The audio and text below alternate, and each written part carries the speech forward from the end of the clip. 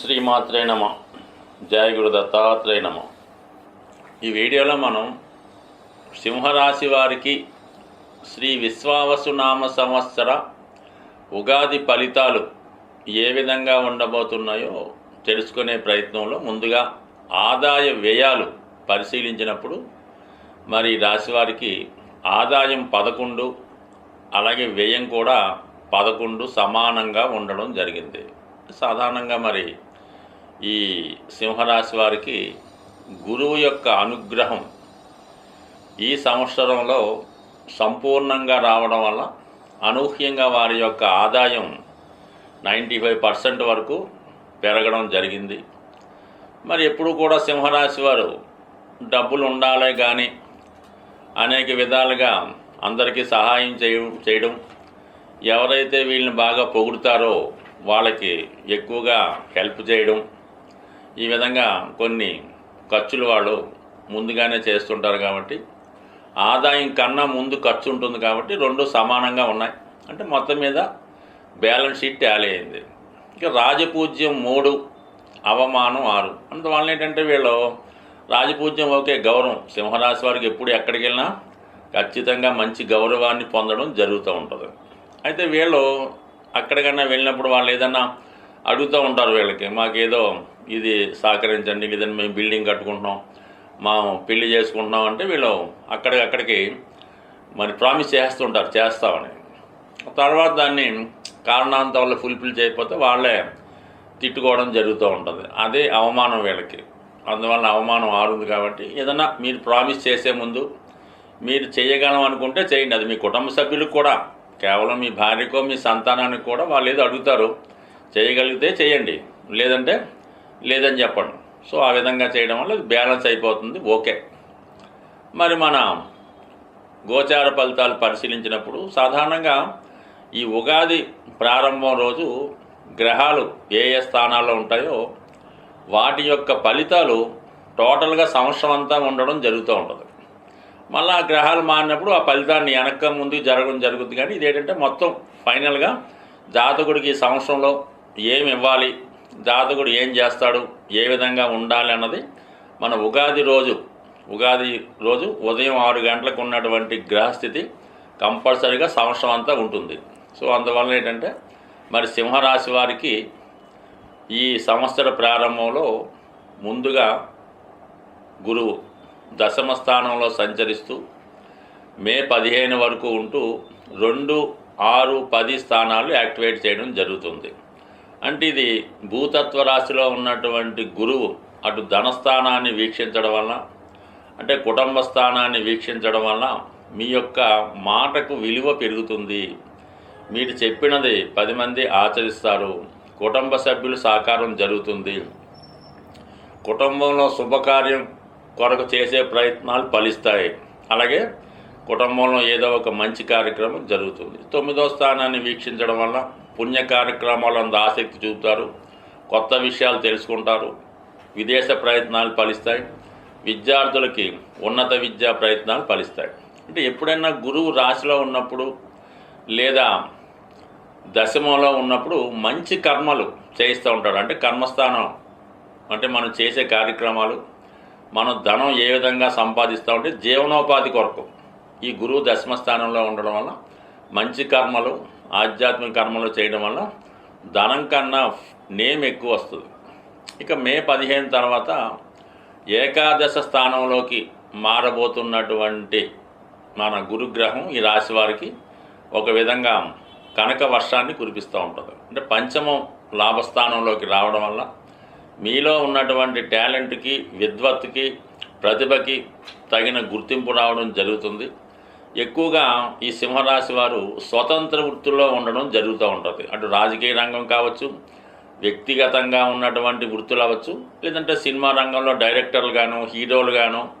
ప్రస్తుతం మరి మన టాలీవుడ్లో ఈ సింహలగ్నం, సింహరాశికి సంబంధించిన వారే నెంబర్ 1 స్థానంలో అటు డైరెక్టర్లు గాను, అటు హీరోలు గాను చలామణి అవ్వడం జరుగుతుంది.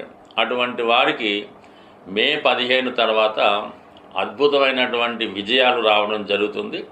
దానితో పాటు వాళ్ళ యొక్క రెమ్యునేషను, ఆదాయం కూడా పెరిగే అవకాశం ఉంది. మరి ఇది ఎక్కువగా స్వతంత్ర వృత్తుల్లో ఉన్న వాళ్ళకి రాణించే అవకాశం ఉంది. అలాగే 11లో ఉన్నటువంటి గురువు 5వ స్థానాన్ని వీక్షించడం వల్ల మరి అంటే స్పెక్యులేషన్లో కలిసి వచ్చే అవకాశం ఉన్నది.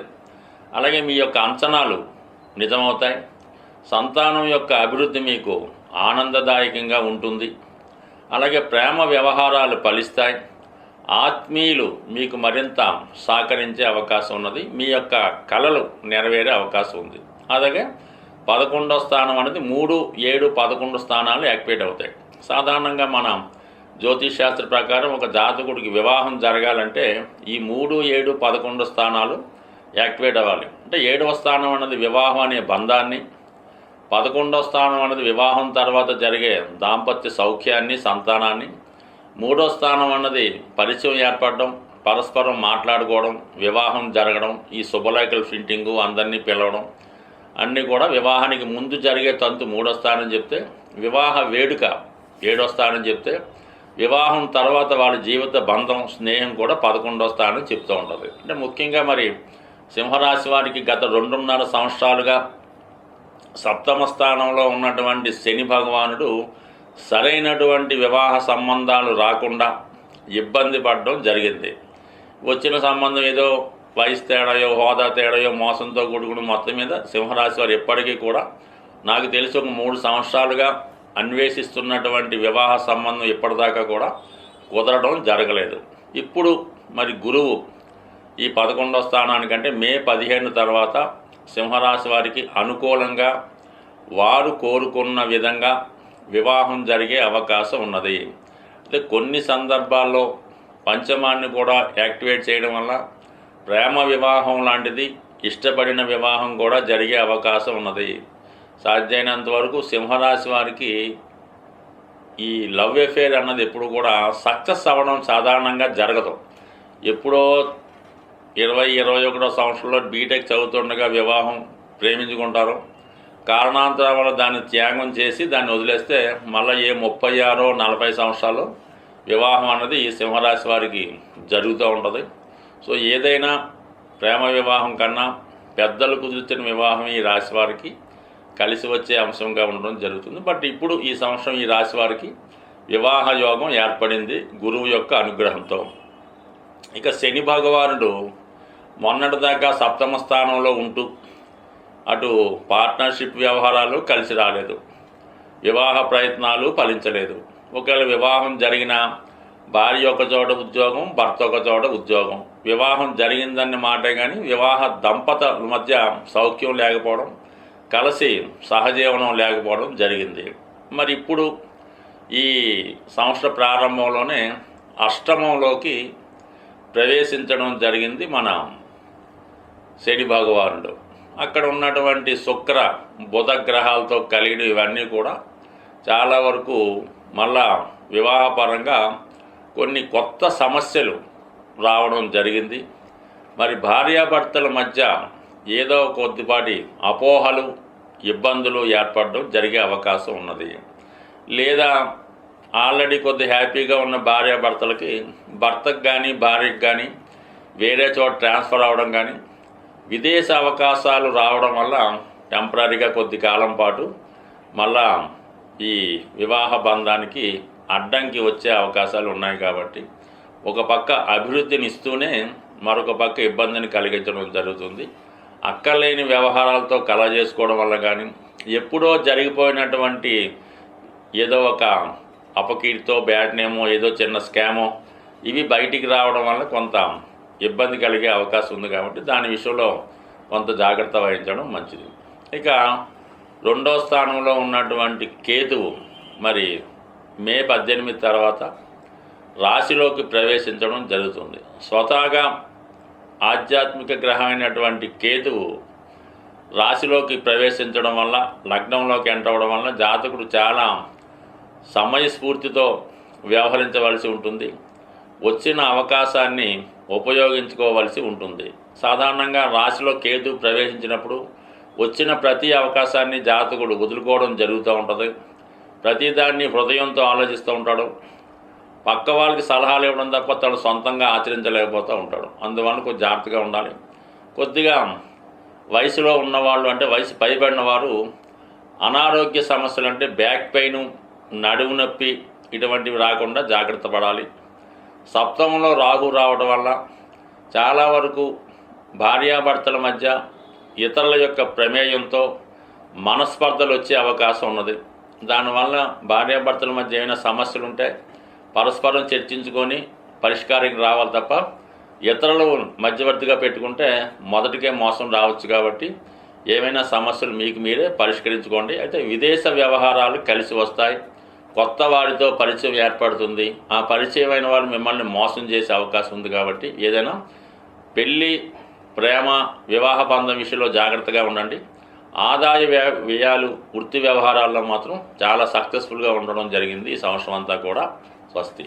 సాధారణంగా గ్రహాలకి మనం పరిహారాలు చేస్తున్నప్పుడు ఒక విధంగా జలతత్వంలో ఎక్కువ గ్రహాలు ఉన్నప్పుడు కానీ ఆ జలతత్వంలో ఉన్నటువంటి గ్రహాలు మనకి వ్యతిరేక ఫలితాలు ఇస్తున్నప్పుడు అభిషేకం ద్వారా మనం ఆ గ్రహాన్ని పరిహారం చేస్తే 100% ఆ ఫలితం తొందరగా రావడం జరుగుతుంది.